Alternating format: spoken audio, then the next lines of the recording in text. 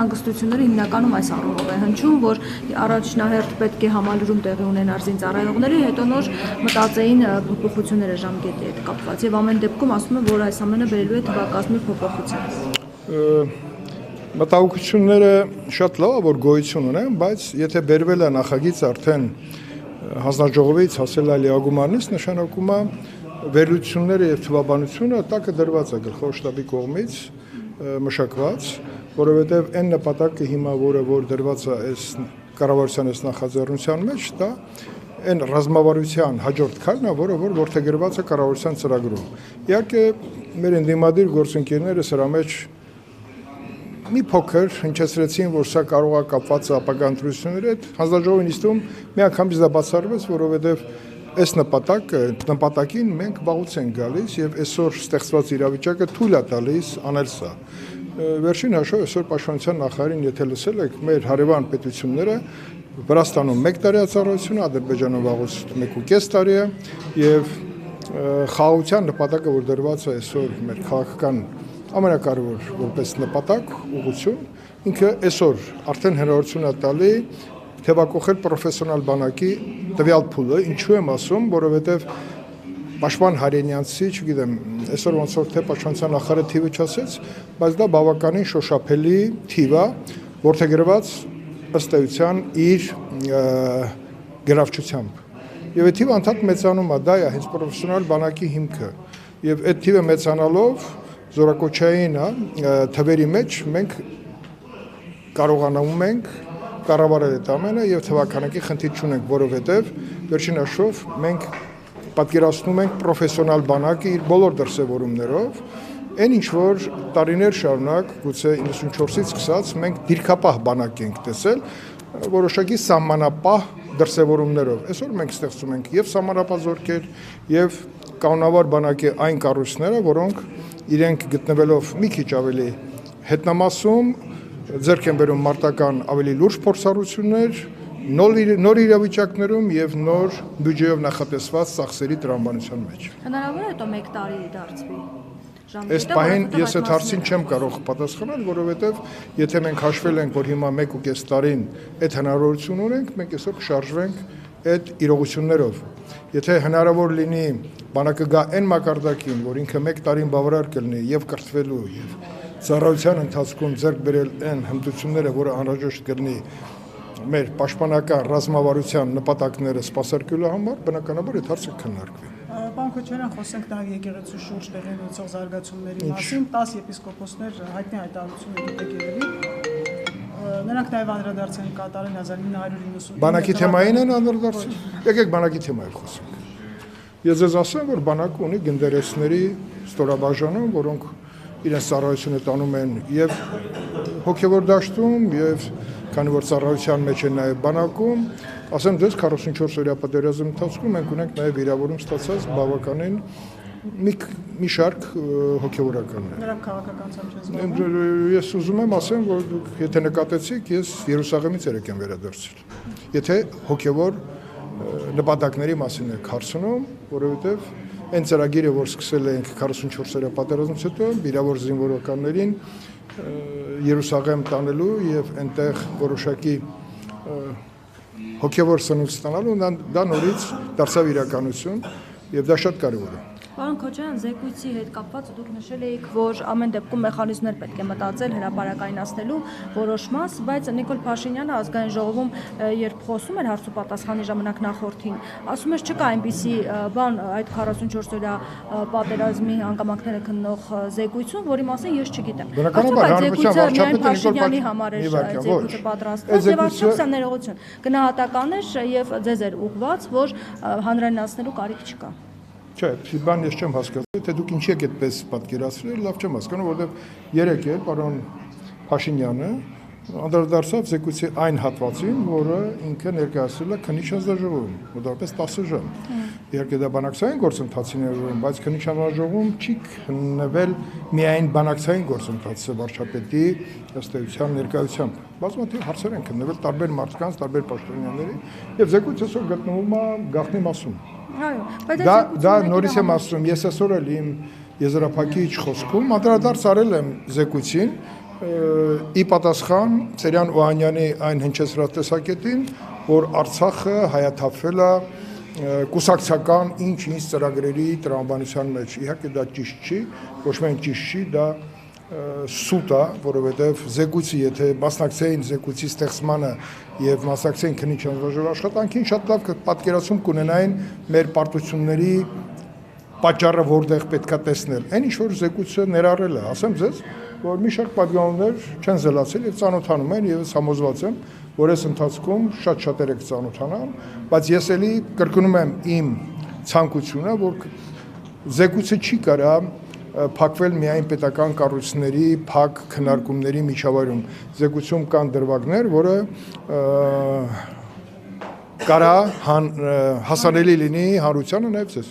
Եվ ինչպես պետք է դա իրականացվի։ Դա կյանքը ցույց կտա։ Ժամանակ հարցը բարձրացնում եք, բայց արձագանք չկա։ Չէ, այդպես չի որ արձագանք չկա։ Ասում եմ մի քիչ էլ համբերեք,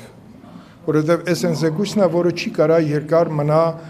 գաղտնի բաժնում, ինքը պետքա իր ճանապարհը հարթի, ինչ որ կանոնակարգ օրենքում նախատեսված էր։ Հիմա ինքը ոնց պետքա նորից իր հաջորդ կանգառը որտեղ կլինի, դա ցույց կտա նաև զեկույցի նկատմամբ սպասելիքները։ Ես քանի որ իմ քաղաքական գործունեության ընթացքում առնչվել եմ շատ զեկույցների, հատկապես մարտի 1-ի փաստավակ խմբի զեկույցը, որը իր խնդիրը լուծեց 17 տարի հետո,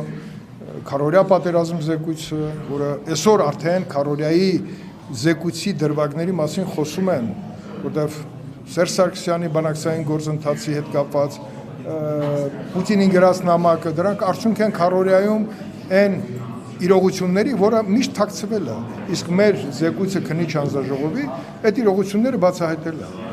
Վերջին հաշվով Պուտինին ինչ ասում Սերժ Սարգսյան, որ սա է իրողությունը եւ ինչեր գնաց է Արցախ։ Այդ ամբողջի բացատրությունները գտնված են Քարորիայի զեկույցում, 44 օրյայի զեկույցը իր ծավալով եւ խորությամբ ավելին է, քան Քարորիայի զեկույցը։ Եվ դուք պատերազմի հետ կապված ասում եք, որ մի քանի օր առաջ մենք իմացել ենք պատերազմի մասին։ Մենք իշխանությունը իմացել է, բայց Ալեն Սիմոնյանը նշել էր հարցազրույցներից մեկում, որ չենք իմացել պատերազմի մասին։ Հիմա իմացել է իշխանությունը, չի իմացել։ Ես հանդես եմ գալի որպես քննիչ անձնաժողովի ղեկավար։ Պարոն Սիմոնյանը կարա այդպիսի տեսակետ ունենա,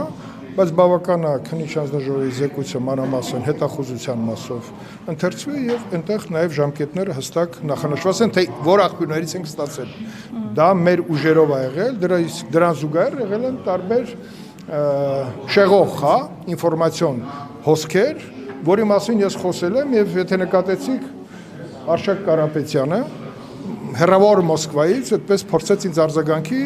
խոսապեց իմ անունը տալուց, բայց ես ուղիղ ասել եմ, թե ինքը ինչ աղբյուրներով մեզ կոնկրետ ասել է, որ ամեն ինչ լավ է լինելու, բայց մեր հետախուզությունը ի պատիվ մեր աղբյուրների մենք պարզապես ուշ ենք ձեռք բերել այդ տեղեկատվությունը, չասեմ որ աղբյուրներից, բայց դա մենք իմացել ենք, բանակը բերվել է կոնկրետ ինչ-որ վիճակի, բայց բանակը մինչ այդ ինչ վիճակում է եղել, այլ խնդիրը դրա մեջ է։ Այսինքն բավարար պատրաստվածության չի բերվել բանակը, եւ բանակը եթե քննադատում են, ասում են թե բավարար պատրաստվածության առաջնագծից սկսած, բնականաբար եթե բանակի առաջնագիծը լիներ այնպես կահավորված ոնց որ հիմա է, եթե մենք հիմա խոսում ենք ամրոցների մասին, այն ժամանակ մենք միայն տեսել ենք Բանգա Բութուլգեկը, թող Սերյան Օհանյանը ներինց, բայց ինքը այն ժամանակ չի ունեցել այդ հնարավորությունը ամրոցներ կառուցելու, որովհետև այն ժամանակվա գումարը գնացել է դղյակներ կառուցելու համար։ Իսկ այսօր գումարը դրվել է հենց անվտանգային նպատակների համար եւ մենք կարող ենք հպարտությամբ ասել, որ այնտեղ ծառայություն տանողը շատ պաշտպանված է, շատ բարձր մակարդակի օդից, դիմացից եւ հետևից։ Պարոն Խոչարյան, Սերժ Սարգսյանն ասում է, որ պատերազմի ժամանակ տարօրինակ է, որ հենց առաջի օրերին ամբողջ հոբ համակարգի կեսը ոչնչացվեց։ Ինչպես է ստացվում։ Սերժ Սարգսյանը ուսում պաշտպանության նախարար չէ։ Եթե հանկարծ ուրիշ մարդ ասեր, ես կզարմանայի, բայց երբ որ Սերժ Սարգսյանն ասում է, երբ որ հակառակորդը մտածում է հարված հասցնելու, բա ում պիտի խփել։ Ոչ չար խփելու որևէ բան առևտրի կենտրոնին։ Պիտի խփել հոբ համակարգին։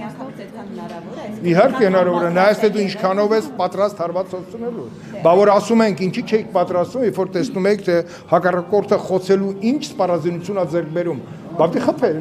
Խփելը նաև կառավարման կենտրոնին, մենակ հոբ համակարգը չի եղել։ Այո, պիտի խփել, որպեսզի օթել լիարժեք ինչ ուզենար անել։ Այ մեր հոբ համակարգերը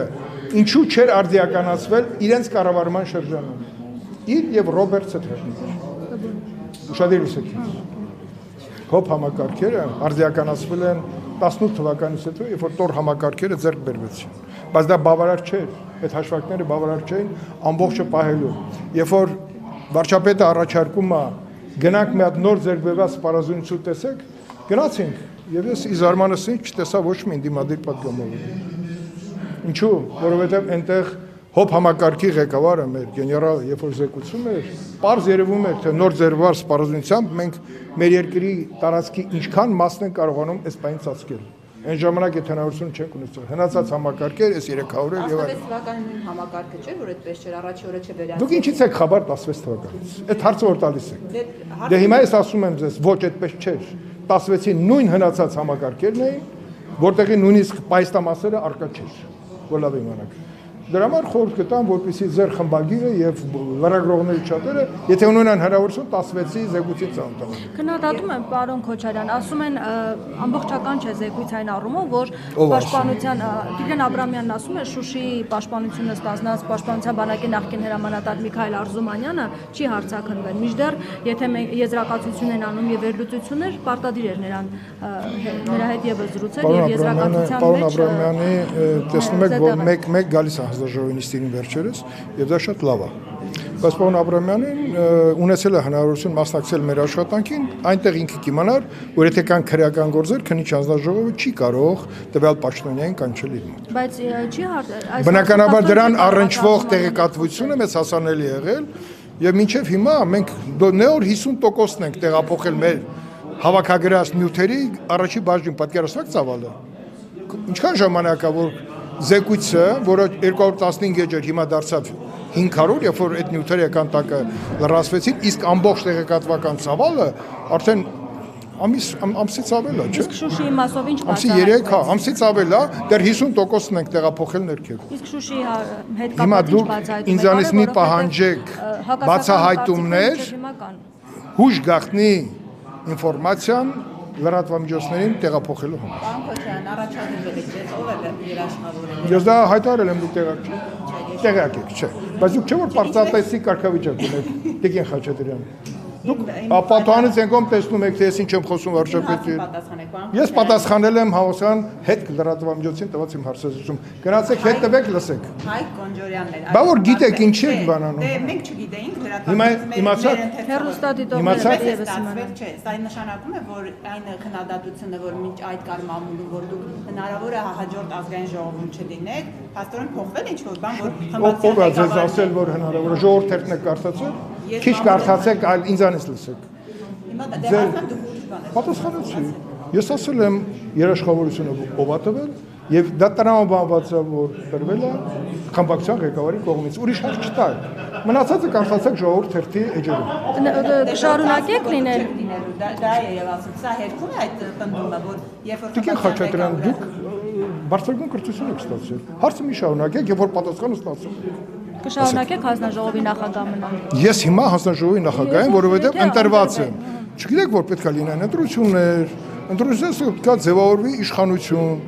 Իշխանության ձևավորից հետո պետք է ձևավորվեն հանձնաժողովները, մրցակցություն կա մեր ֆրակցիայում, այսինքն մեկ տեղի համար միշտ եղել են մրցակցային մասնակիցները դնում են իրենց տեխնոլոգիաները, երբ որ կընտրվեմ եւ կարիք կլինի, որպեսզի շարունակեմ, բնականաբար ես դա կդիտեմ որպես իմ աշխատանքի գնահատական։ Ձեր հանդեպ լարվածությունները հարթվել են արդեն։ Իսկ դուք լարվածություն եք տեսնում։ Դուք էլ չէիք շղթում, որ լարվածություններ ամեն դեպքում կան։ Տրիբյունի ձեր խմբանի լրագրողի կողմից կար։ Տրիբյուն ձեր գործընկերոջ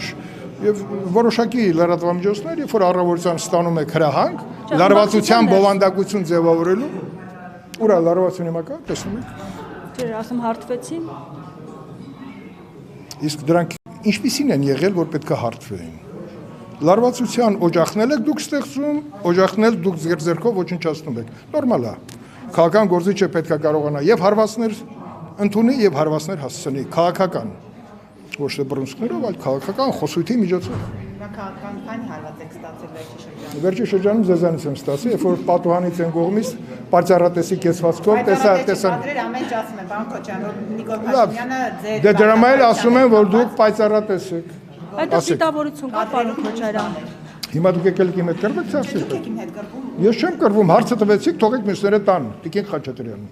Լենինե ջան, դու հարց։ Դիտավորություն Դուք կար, եք հիմա պարոն որոշում Քոչարյան, ով որ քվորում չապահովեցին այդ օրը դուք դիտավորություն տեսնում եք։ Ես ասեմ, ես իմ մեկնաբանությունը տվել եմ, որովհետև ես քարտուղարության աշխատակիցների մոտով անցել եմ եւ բնականաբար, եթե ես պետք է հաջորդ ելույթ ունենա, ինձ պետք է պարզապես տեղյակ պահեն։ Այդքան բան։ Երբ որ ես չեմ եղել դալիճում, կարող էին տալ մեկ այլ բանախոսի, որից հետո ես կտային ձայնը ինձ եւ ես բնականաբար կանոնակարգ օրենքի պահանջով պարտադիր ելույթ ունեցողների ցանկում եմ եղել եւ կտա եւ ամեն ինչ նորմալ անցել վերջացել է։ Եվ վերջնաշով եղել են դրանից հետո դեպքեր, երբ որ 20 րոպեելի ընդմիջումներ ա եղել, քվորում չի եղել, այսպես դրամատիկ ինչ որ մի լարվածության օջախ փնտրել եւ նորից բերել այն իրողություններին, որին դուք մասնակից եղել եք, դուք ամբողջությամբ չէ։ Որոշ մասը լրատվամիջոցների, որոնք առավոտյան երբ որ արդանում են, այսպես ինստրուկցիան նաեւ մեյլերի տեսքով ստանում են։ Խնդրեմ, ուրիշ։ Պարոն Քոչարյան, կան պատգամավորներ, որոնք փաստացի չեն առաջադրվել, չեն ցանկանում շարունակել իրենց գործունեությունը,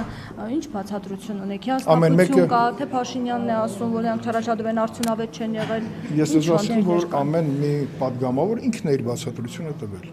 Եվ պարոն Սուքիասյանը, եւ Տիկին Պողոսյանը, եւ Հրաչ Հակոբյանը, ել չգիտեմ մնացած էլ ովքեր են, որ որոշել են չդնել։ Երևի կյանքի հաջորդ, հա, ընթացքում իրենք որոշել են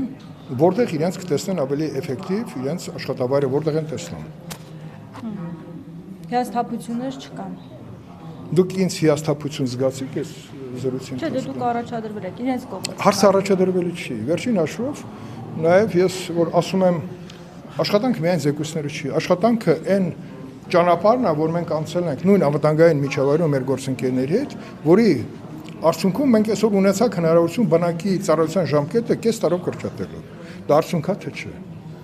Դա ծնողների համար արդյունքա թե չէ։ Դրա մեջ չգիտես ինչի շատերը փորձում են վատ բան տեսնեն, չգիտես ինչի ուզում են տեսնեն, որ մեր երկիրը դարձավ անպաշտպան։ Երբ որ ծրագրային առումով, եթե մասնակից լինեն այս բոլոր process-ներին, տեսնեին, որ սա տրամաբանական քայլերի հաջորդ քայլն է, իսկ ինչ պետք է անել սրանից հետո հաջորդ քայլերով դա ուղղված է լինելու եւ կրթությանը, եւ ուրեմն ինժեներական աշխատանքներին, եւ բանակի կանոնակարգային հարաբերությունները ավելի բարձր մակարդակով կառավարելի դարձնելուն եւ այդպես շարունակ։ Ամեն օր, երբ որ մենք զոհ չենք ունենում հակառակորդի կրակոցից, մեր կրակոցից, այսինքն հոգեբանական այդ իրողությունները եթե հաղթարված են, դրանով պետք է ուրախանալ։ Դրամ էլ բանակի գրավությունը ամեն օր բարձրանում է այն առումով, որ երբ որ լուծում է սոցիալական խնդիրներ, երբ որ այդ գրավչության հետ կապված նաև ծառայության ընթացքը սկսում է փոխվել, այսօր էլ մենք լսեցինք, թե մեր գործընկերոջ երեխան, որը ծառայության մեջ է, ուզում է շարունակի պաշտպան հայրենիացիով, որովհետև տեսնում է այնտեղ հեռանկար։ Ամենակարևոր բանը տեսնել հեռանկար, որտեղ ուզում ես լինի ազգային ժողովում,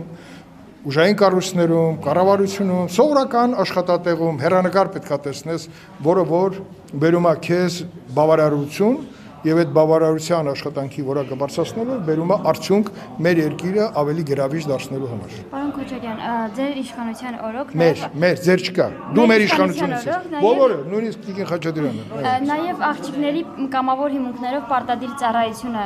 ներդրվեց։ Արդյոք սա արդյունավետ էր, ինչ արդեն 1.5 տարի։ Այս պայն արդյունավետությունը գնահատելը շատ բարդ կլինի, որովհետև մենք ակնկալում ենք ավելի մեծ մասնակցություն ու ներգրավվածություն։ Բայց գրավությունը անդադ բարձրանալով նաև ես կարծում եմ ունենք բանակում ծառայություններ, որտեղ աղջիկները անփոխարինելի են։ Չասեմ որտեղ եմ տեսնում դա, բայց իրենց տեսակով, համբերությամբ բանակում կային ծառայություններ, որտեղ աղջիկների ամենահարմար տեղն է ծառայության մեջ։ Չմոռանաք հավանել տեսանյութը եւ բաժանորդագրվել Civic AM-ի YouTube-յան էջին։